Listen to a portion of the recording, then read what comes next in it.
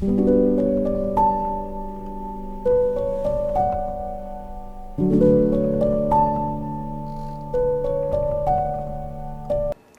think certainly being focused on something that you're confident will have high value to someone else, and just being really rigorous in making that assessment, because people tend to, a natural human tendency is wishful thinking. So a challenge for entrepreneurs is to say, well, what's the difference between really believing in your ideals and sticking to them versus pursuing some unrealistic dream that doesn't actually have merit? And that is a really difficult thing to tell. Can you tell the difference between those two things? Right. You know? So you need to be sort of very rigorous in your self-analysis. I think certainly extremely tenacious, and then just work like hell. I mean, you just have to put in, 80 to 100-hour weeks every week. Gosh. And That's then a lot of work. all those things improve the odds of success. Okay. I mean, if other people are putting in 40-hour work weeks and you're putting in 100-hour work weeks, then even if you're doing the same thing, you know that in 1 year you will achieve what they achieve. You will achieve in 4 months what it takes them a year to achieve. Okay. I like your work ethic. So, all right. Thanks. Elon.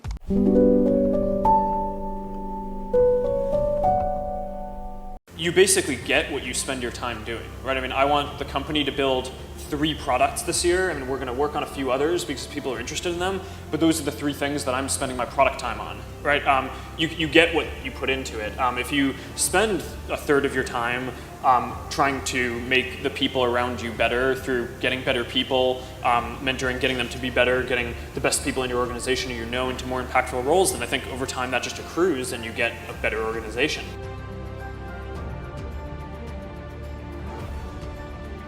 For our society to keep moving forward, we have a generational challenge to not only create new jobs, but create a renewed sense of purpose. I remember that night I launched Facebook from that little dorm in Kirkland House. I went to Noakes with my friend KX, and I remember telling him clearly that I was excited to help connect the Harvard community, but one day someone would connect the whole world. The thing is, it never even occurred to me that that someone might be us. We were just college kids. We didn't know anything about that. There were all these great big technology companies with all these resources, and I just assumed one of them would do it. But this idea was so clear to us that all people want to connect. So we just kept working on it, day after day after day. And I know that a lot of you are going to have your own stories just like this. A change in the world that seems so clear that you are sure someone else is going to do it. But they're not. You will. But it's not enough to have that purpose yourself. You also have to create a sense of purpose for others. And I found that out the hard way. You see, my hope was never to build a company. I wanted to have an impact. And as all these people started joining us, I just assumed that that's what they wanted to do too. So I never took the time to explain what it was that I hoped we'd build. A couple of years in, some big companies wanted to buy us. I didn't want to sell. I wanted to see if we could connect more people. And we were building the first version of Newsfeed at the time, and I thought, if we could just launch this, it could change how we all learn about the world. Nearly everyone else wanted to sell. Without a sense of higher purpose, this was their startup dream come true, and it tore our company apart. After one particularly tense argument, one of my close advisors told me if I didn't agree to sell the company right now, I would regret that decision for the rest of my life. Relationships were so frayed that within a year or so, every single person on our management team was gone. That was my hardest time leading Facebook. I believed in what we were doing, but I felt alone. And worse, it was my fault. I wondered if I was just wrong. A 22-year-old kid who had no idea how things actually worked. Now, years later, I understand that is how things work when there's no sense of higher purpose. So it's up to all of us to create it so we can all keep moving forward together. If you truly want to become successful in your life, there's several things that you're going to have to change. And it's going to be challenging, but down the line, it will most definitely be worth it for you to overcome these challenges that you think you can't overcome. Now, if you're chasing a passion, it's going to be fun, but there's also going to be times where it's incredibly challenging and hard to do because you're going to be beat up, you're going to be pushed down, you're going to fail. And that feeling is going to be incredibly hard to be able to build yourself back up from. But as long as you're able to build yourself back up, that's all you need to do. Just constantly be building yourself up. Every time that you fail, you will become successful because you're not failing to fail. You're failing to learn something. And every time you fail, you will learn a new idea or a new experience you'll discover about yourself and figure out a way to learn and grow from those experiences and those failures. Because failing is okay. In fact, it's encouraged. So many successful people in the world have claimed that the reason why they're successful is because they have failed in their past. And there's a huge difference between failing and giving up. For those people who give up, all the work they put into their goals become an absolute waste of time because they give up. Not just because they fail, but because they give up. So you should strive to never ever give up because you don't know when all those failures stack up, they will become a success because you build yourself up every single time. I remember feeling that if more people had a voice to share their experiences, then maybe it could have gone differently. And those early years shaped my belief that giving more people a voice gives power to the powerless and pushes society to get better over time.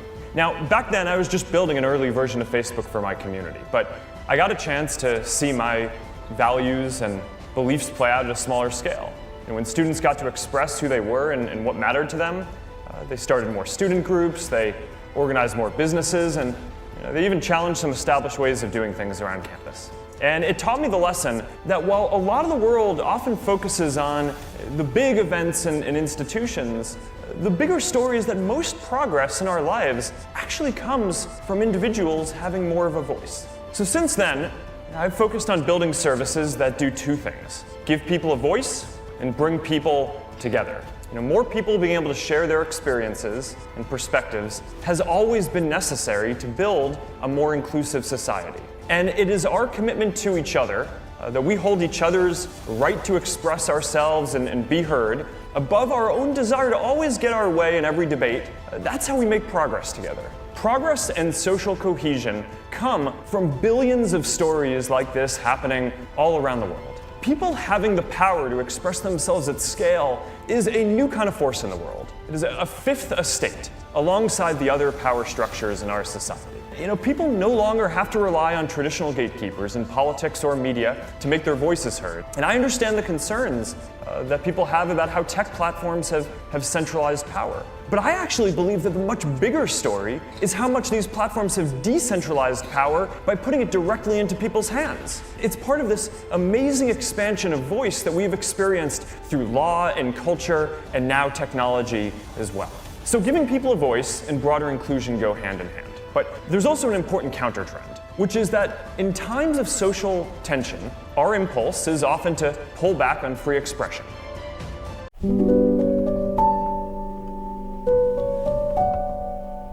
Stress primarily comes from not taking action over something that you can have some control over.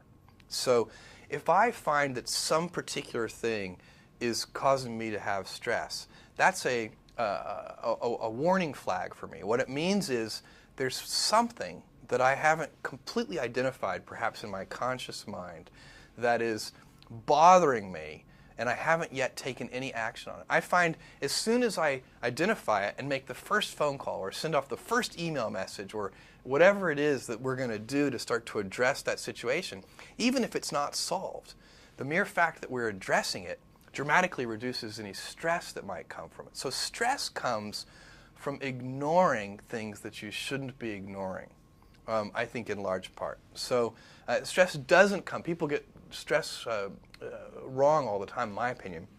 Stress doesn't come from hard work, for example. You can be working incredibly hard and loving it. And likewise, you can be out of work and incredibly stressed over that. So, and likewise, if you kind of use that as an analogy for what I was just talking about, if you're out of work, but you're going through, a disciplined approach of, a series of job interviews and so on and working to remedy that situation, you're going to be a lot less stressed than if you're just worrying about it and doing nothing.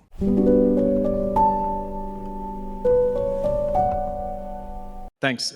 Hey, Larry. Jackson Ader at KeyBank Capital Markets. If I think about 2029, what about artificial intelligence has to go right for those targets to be hit? And how right does it have to go for those targets to be hit? Thank you. Okay, I think on the AI, I mean, our dependency on AI. By 2029, I can guarantee you AI is not going to be the problem. Because the simple phrase, the race goes on.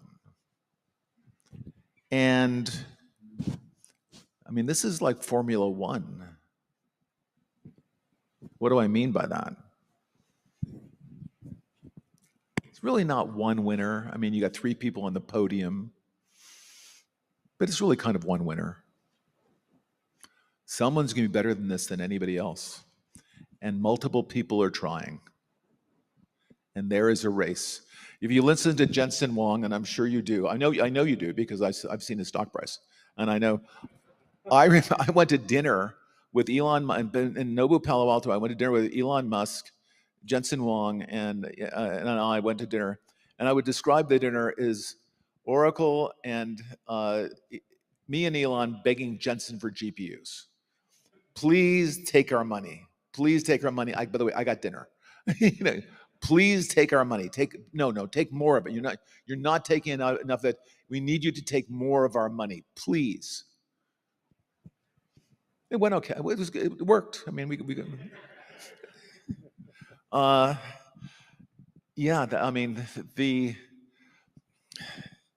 the demand for GPUs, the desire to be first, the desire to build the most capable neural network in the world, getting there first is a big deal.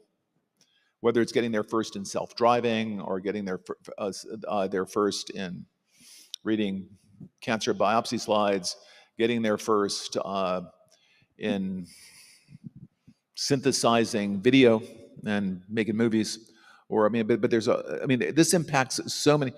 Doing protein design, build design. We're very involved in designing both small molecules and protein, much larger molecules, peptides, proteins, for cancer therapeutics, designing cancer therapeutics. Being first is very important. And the guys who are in this race are very smart, and they understand they need to be best at something. They'd like to be first. So they're spending a lot of time and a lot of money begging Jensen. We're building data centers. My God, we're building nuclear reactors. Are you kidding me? That sounds completely made up, but it's not. You need a lot of power to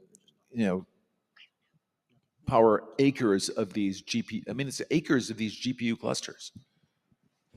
I'm not sure. Has anything like this ever happened before? You know what basic stakes is? You know what it costs to build a frontier model? Anyone know over the next three years? Yeah. How much will be spent if you're one of the companies that want to build a frontier model? How much will you spend? Anybody? Anyone want to guess? 10 billion? Anyone? 100 billion? Yeah, 100 billion. That's going to get you in the game. Put down your 100 billion. You ever see Molly's Game? You come in and you say, here's my money. Okay, it's not Molly's Game. It's a bigger game. Put in your 100 billion, and you're in the race. Not a lot of people, not a lot of companies, not a lot of countries, will participate. I'm going to go over there.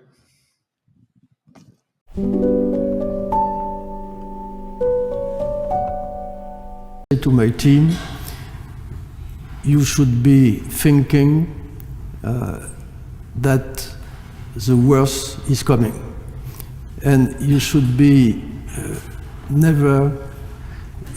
you should never be satisfied. And you should be always frightened and on the qui-vive. In a way, the state of mind is to be positive, paranoid. And always in a situation, think of what can go wrong.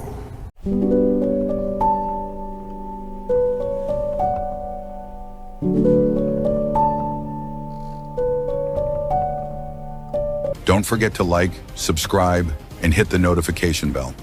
Thanks for watching, and I'll see you in the next one.